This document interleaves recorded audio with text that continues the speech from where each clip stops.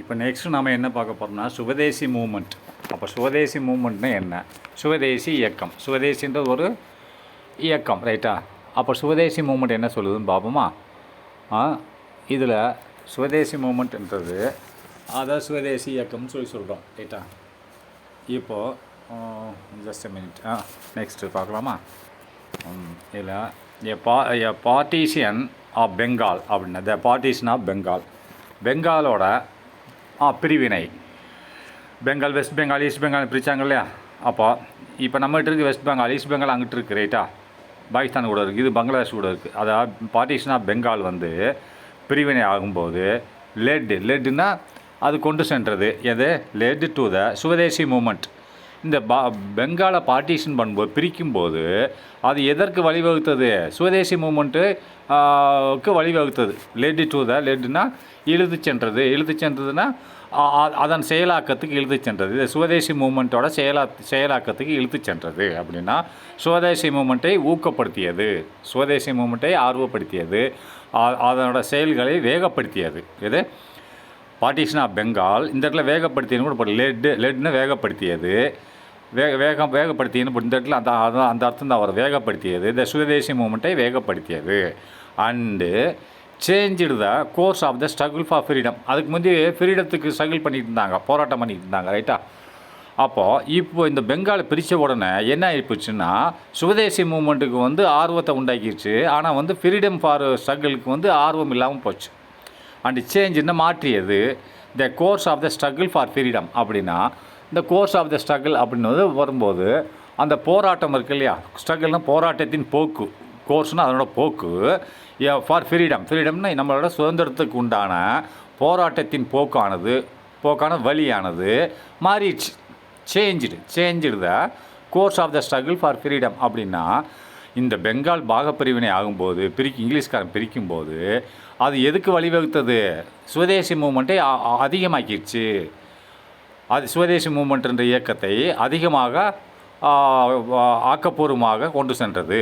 ஆனால் அண்டு சேஞ்சுன்னு மாற்றியது. எதை மாற்றிருச்சு? The course of the struggle for freedom. சுதந்திரத்துக்காக வேண்டி சுதந்திரத்தின் போராட்டத்தின் போக்கு மாற்றி விட்டது. அப்படின்னா சுதந்திரத்துக்காண்டி போராடினாங்க. அப்போ இப்போ என்ன பண்ணிச்சு? பெங்கால் பிரித்த உடனே சுவதேசி மூமெண்ட்டில் அதிக அக்கறை காமிக்கிறாங்க. ஆனால் இந்த ஃப்ரீடம் ஃபார் ஸ்ட்ரகிள், அதாவது சுதந்திரத்துக்கு போராடுறதை கை விட்டுட்டாங்க. என்ன அதை தான் சொல்கிறான். நல்லா திருப்பி பார்த்துக்கோங்க, புரியாமல் இருக்கும். அதாவது பார்ட்டிஷன் பெங்கால் பிரித்தது வந்து எதை ஊக்கப்படுத்தியது? லெட்னா ஊக்கப்படுத்தின்னு வச்சுக்கோ. லெட் டு த சுவதேசி மூமெண்ட்டை ஊக்கப்படுத்தியது. ஆனால் இதை மாற்றிருச்சு. அண்டு சேஞ்சுன்னு மாற்றி விட்டது. த கோர்ஸ் ஆஃப் த ஸ்ட்ரகிள்னால் போராட்டத்தின் நிலைமையை மாற்றிவிட்டது. என்ன போராட்டத்தின் நிலைமை? ஃப்ரீடம், இந்திய சுதந்திரம் வேணுன்ற ஒரு போராட்டத்தின் நிலைமையை இது மாற்றிச்சு, இந்த பெங்கால் பிரிவினை. Next, in various parts of India, இந்தியாவின் பல பகுதிகளில், எஸ்பெஷலி இன் பெங்கால் முக்கியமாக பெங்கால், அதாவது மொதப்பட்டிருக்கான் in various parts of India, அதாவது இந்தியாவின் பல பகுதிகளில், especially in Bengal, Punjab and Maharashtra, அதாவது இந்த 3 மாநிலத்தில் மட்டும் பாப்புலர் லீடர்ஸ் எமர்ஜென்சி உள்ளே நுழைந்தார்கள்னு அர்த்தம். ஆனால் இந்த இடத்துல நீ எப்படின்னா உள்ளே நுழைந்தார்கள், உண்டானார்கள், தோன்றினார்கள், இப்படி கூட சொல்லிக்கலாம், ரைட்டா? தோன்றினார்கள்னால உள்ளே நுழைந்தார்னு அர்த்தம் தானே. புதுசாக தோன்றுறது அது வந்து உள்ளே நுழைந்தார்னு அர்த்தம். இந்த இடத்துல எமர்ஜென்சினா தோன்றினார்கள்னு எழுதிக்கணும், ரைட்டா? இன் வேரியஸ் பார்ட்ஸ் ஆஃப் இந்தியாவின் பல பகுதிகளில், எஸ்பெஷலி குறிப்பாக பெங்கால், பஞ்சாப் அண்டு மகாராஷ்டிரா உள்ள பாப்புலர் லீடர்ஸ், அப்படி புகழ்மிக்க தலைவர்கள் தோன்றினார்கள். எமர்ஜென்சினா தோன்றினார்கள், ரைட்டா? இந்த பெங்கால் பிரிவினைக்கு அடுத்து, பெங்கால் பிரிவினையில் என்ன ஆச்சு? சுவதேசி மூவ்மெண்ட்டுக்கு வந்து அதிகமான வேலைப்பாடுகள் வந்துருச்சு. அதைத்தான் இப்போ செய்கிறாங்க. ஆனால் இந்த ஃப்ரீடம் ஃபார் ஸ்ட்ரகிளை ஒத்தி வச்சுட்டாங்க. சேஞ்சுன்னா அதனோட போக்கை மாற்றிட்டாங்க, ரைட்டா? அது நிப்பாட்டிட்டாங்க இப்போதைக்கு. அதுதான் சேஞ்சிடுச்சு. கோர்ஸ் ஆஃப் த ஸ்ட்ரகிள்னால் போராட்டத்தின் போக்கு மாறிவிட்டது அப்படின்னா அது இப்போதைக்கு ஸ்டாப் பண்ணியிருக்காங்க. அந்த சமயத்தில் தான் இன் வேரியஸ் பார்ட்ஸ், இந்தியாவின் பல பகுதிகளில், குறிப்பாக பெங்கால், பஞ்சாப், மகாராஷ்டிராவில் புகழ்மிக்க தலைவர்கள் தோன்றினார்கள். எமர்ஜென்சினா தோன்றினார்கள், உண்டானார்கள் அப்படின்னு அர்த்தம், ரைட்டா? தேனா அவர்கள் குறிக்குது. The implemented the programme of the Calcutta Congress which called upon the nations to promote swadeshi enterprises boycott for தள்ளி விடுக்கிறேன்.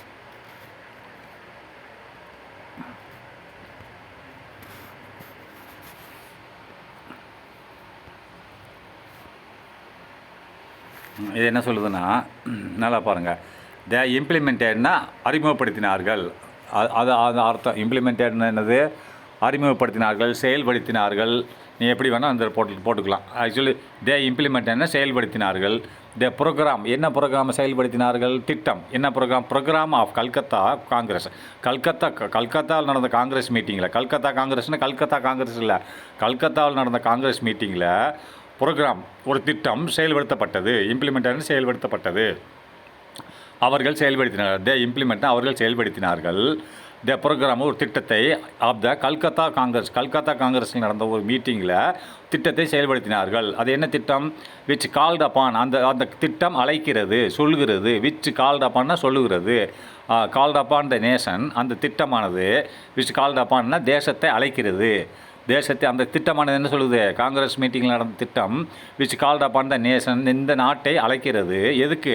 To promote the Swadeshi enterprises. அப்படின்னா சுவதேசினா உள்நாட்டு, நம்ம இந்தியாவில் தயாரிக்கப்பட்ட பொருட்களை ஊக்குவிக்கணும். ப்ரொமோட்னா அதிகப்படுத்தணும் அப்படின்னு சொல்லுது. To promote the Swadeshi enterprises, இந்திய மக்களை கூப்பிடுகிறார்கள். விச் கால்ட் அப்பான் த நேஷன்னா தேசத்தை கூப்பிடுகிறது. என்ன அர்த்தம்?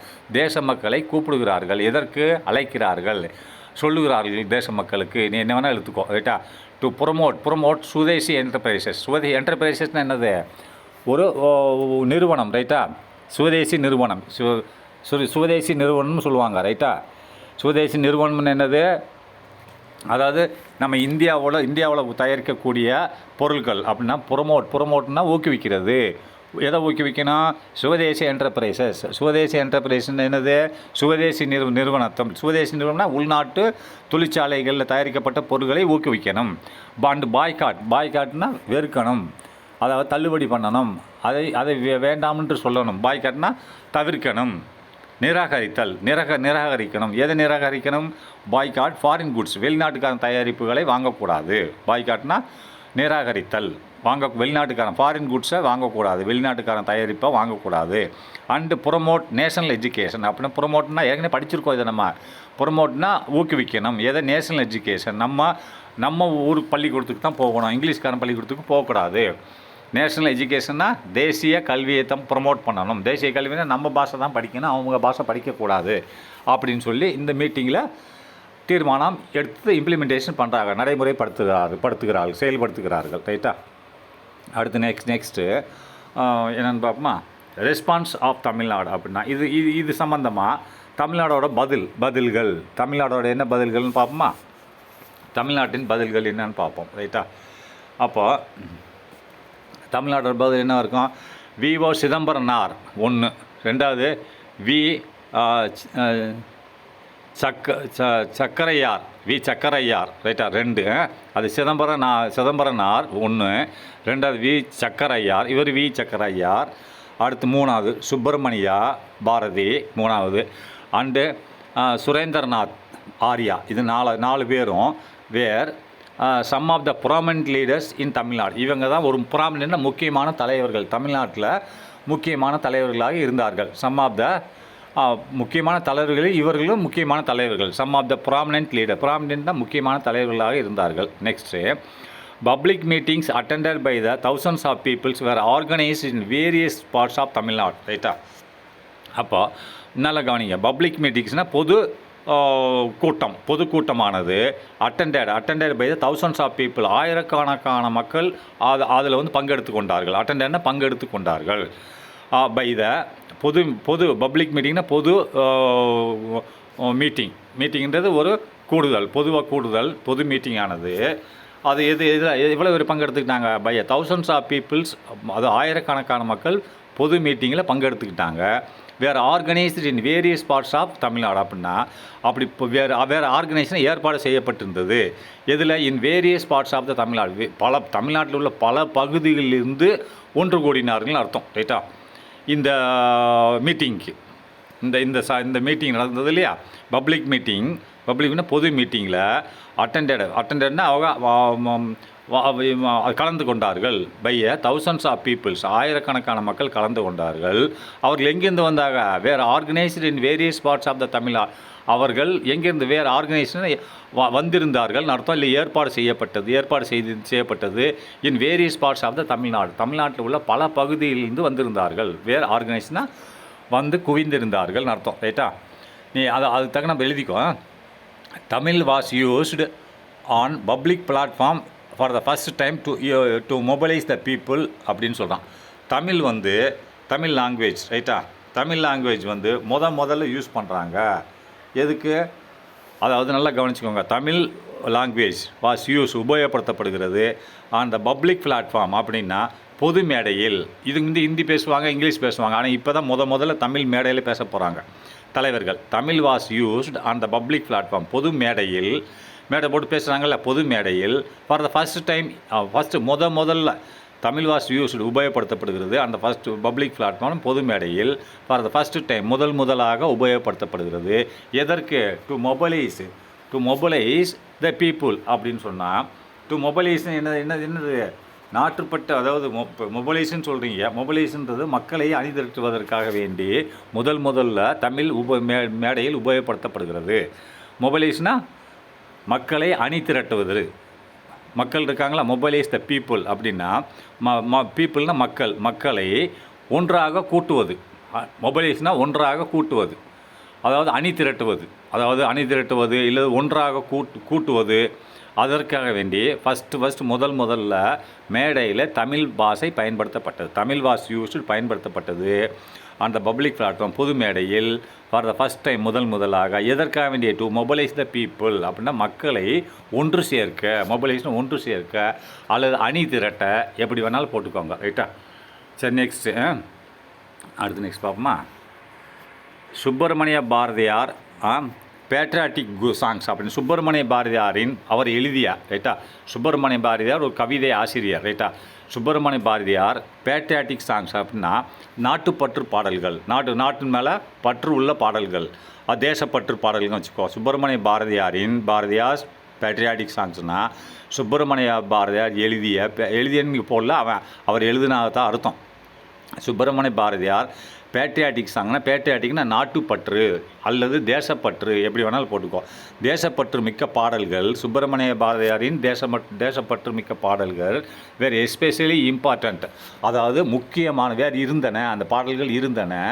எஸ்பெஷலினா அது ஒன்று தான் இருந்தது. அது இம்பார்ட்டன்ட், முக்கியமான ஒரு தவிர்க்க முடியாது, எஸ்பெஷலி தவிர்க்க முடியாத முக்கியமான, இம்பார்ட்டன்ட் முக்கியமான ஒன்றாக, எஸ்பெஷலி முக்கியமான ஒன்றாக இருந்தது. எதுக்கு இருந்தது? ஸ்டேரிங்னு சொன்னால் கலக்கிறதுக்கு.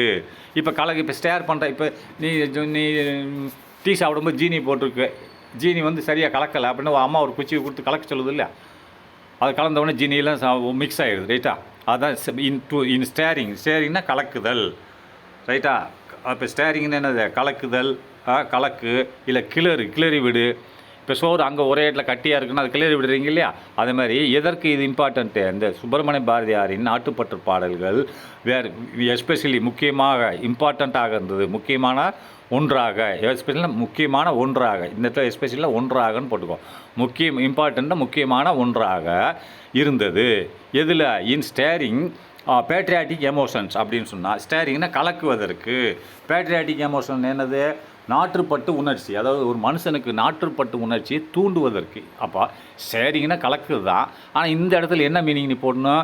இன் ஸ்டேரிங் த பேட்ரியாட்டிக் எமோஷன்னா உணர்ச்சி, பேட்ரியாட்டிக்னா நாட்டுப்பட்டு உணர்ச்சி தூண்டுவதற்குன்னு எழுதிக்கணும். இந்த இடத்துல ஸ்டேரிங்னா தூண்டுவதற்கு, மக்களிடத்தில், இதை மீனிங்கே மக்களிடத்தில் தான். நாட்டுப்பற்று உணர்ச்சியை ஸ்டேரிங்னா தூண்டுவதற்கு பாரதியாரின் நாட்டுப்பற்று பாடல்கள் முக்கியமான ஒன்றாக இருந்தது, எஸ்பெஷலி ஒன்றாக இருந்தது. இதுதான் மீனிங். ரைட்டா?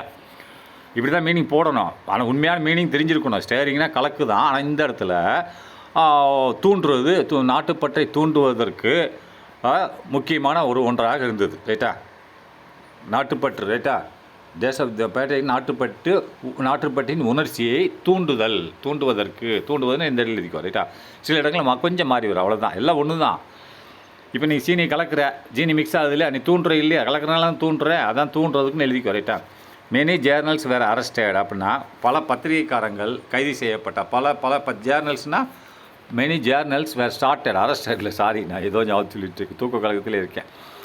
மெனி ஜேர்னல்ஸ் வேர் ஸ்டார்டட், பல இதழ்கள், ஜேர்னல்ஸ்னால் இதழ்கள்னு அர்த்தம், வேர் ஸ்டார்டட்னு ஆரம்பிக்கப்பட்டன. இதழ்கள் என்ன, புத்தகங்கள், அந்த வாரப்பத்திரிகை மாசப்பத்திரிகைன்னு வருதில் புக் ஸ்டால் விற்கிறாங்க இல்லையா, அதைத்தான் ஜேர்னல்ஸ்னு சொல்லுவாங்க. ரைட்டா. நியூஸ் பேப்பர்னால் டெய்லி வருது, ஜேர்னல்ஸ்னால் இதழ்கள்னு அர்த்தம், இதழ்கள்னால் வாரப்பத்திரிகைன்னு அர்த்தம். ரைட்டா. வேர் ஸ்டார்டட் ஆரம்பிக்கப்பட்டது. அடுத்து எதுக்கு ஆரம்பிக்கப்பட்டது? டு புரபகேட், ஒரு புரபகேட்டை பரப்புவதற்கு அந்த பல ஜேர்னல்ஸ் ஆரம்பிக்கப்பட்டது.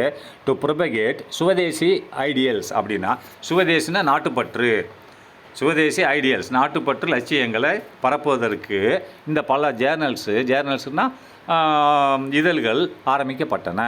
எதை பரப்புவதற்கு? டு புரபகேட்னு என்னது? பரப்புவதற்கு. சுவதேசி ஐடியல்ஸ்னு என்னது? அதாவது லட்சியங்கள். சுவதேசின்னா நாட்டுப்பற்று, சுவதேசினா நாட்டுப்பற்று தான். ரைட்டா. நாட்டுப்பற்று, ஐடியல்ஸ்னு லட்சியங்களை பரப்புவதற்கு அது ஜேர்னல்ஸ் வந்து முக்கியமான, அதாவது ஆரம்பிக்கப்பட்டதுன்னு சொல்கிறான். ரைட்டா. நெக்ஸ்ட்டு அடுத்து சுவதேசி மித்திரன், இது ஒரு பத்திரிகை, இது சுவதேசி மித்திரன் சொல்கிறான். ரைட்டா. சுவதேசி மித்திரன்ன்றது and India, Swadeshi Mithran and India, இது ஒரே பத்திரிகை. வேர் ப்ராமினன்ட் ஜேர்னல்ஸ், இது ஒரு ஜேர்னல்ஸ்னு சொல்கிறான். Swadeshi Mithran and India where journals அப்படின்னு சொன்னால் இது ஒரு இதழ்கள் தான் சொல்கிறான். எது அந்த பரப்புறதுக்கு பயன்படுதுன்னு சொல்கிறான். ரைட்டா. இந்த ரெண்டும் பல இதழ்கள் ஆரம்பிக்கப்பட்டன. இதுவும் அது எதுக்கு? புரபகேட்னா பரப்புவதற்கு. சுவதேசி ஐடியல்ஸ்ன்னு சொன்னால் அதனோட லட்சியங்களை பரப்புவதற்கு. அதேமாரி சுவதேசி மித்திரன் அண்ட் இந்தியா, இது ஒரே பத்திரிகை இதழ்கள். ரைட்டா. வேர் ப்ராமினன்ட் ஜேர்னல்ஸ், இது ஒரு முக்கியமான இதழ்கள்னு நான் சொல்கிறான். சுவதேசி மித்திரன் வந்து ஒரு முக்கியமான இதழ்கள், பல இதழ்கள் ஆரம்பிச்சிருக்காங்க. ரைட்டா. அடுத்து நெக்ஸ்ட், தி எக்ஸ்ட்ரீமிஸ்ட் லீடர் பிபின் சந்திர பால் டூர் மெட்ராஸ். அப்படின்னு எக்ஸ்ட்ரீமிஸ்ட்னா தீவிரவாதி, இப்போ நம்ம எக்ஸ்ட்ரீமிஸ்ட்டுன்னு சொல்கிறோம். எக்ஸ்ட்ரீமிஸ்ட்னா நம்ம லீடர்ஸ் சொல்கிறோம் இல்லையா, அதேமாரி ரிவல்யூஷனரி லீடர்ஸ்னு சொல்கிறோம், மாடரேட் லீடர்ஸ்னு சொல்கிறோம்ல. எக்ஸ்ட்ரீமிஸ்ட்னால் தீவிரவாதி லீடர்னு அர்த்தம், தீவிரத்தன்மை உடையவர்கள்னு அர்த்தம். எது? தீவிர தன்மை உடைய லீடர்கள். மிதவாதி தீவிரவாதின்னு சொல்கிறோம்ல, இது தீவிரவாதி லீடர் தலைவர்கள்.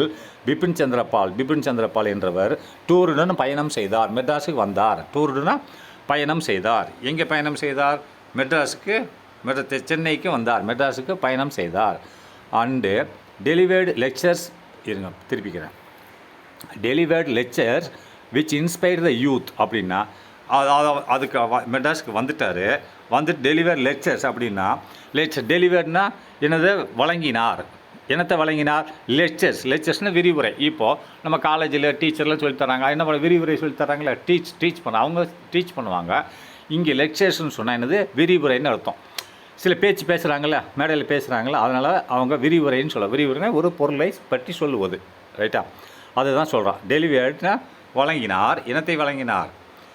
லெக்சரை வழங்கினார். லெக்சர்ன்றது என்னது? விரிவுரையை வழங்கினார். ரைட்டா. ஒரு விரிவுரையை வழங்கினார். விச் இன்ஸ்பயர்ட் த யூத், அது வந்து கவர்ந்தது. அவரோட விரிவுரையானது சொற்கள், விரிவுரை சொற்கள்னு அர்த்தம். ஆனால் வந்து நீ ஆக்சுவலி உண்மையான வந்து லெக்சர்னால் விரிவுரை தான். இப்போ ஸ்டேஜில் ஏறி பேசுகிறாங்க இல்லையா, அது பேர் டெமான்ஸ்ட்ரேஷன் சொல்லுவாங்க. டெமான்ஸ்ட்ரேஷன்றது விளக்க சொல்கிறது, இது ஒரு கருத்தை பற்றி சொல்கிறது விரிவுரை. ரைட்டா.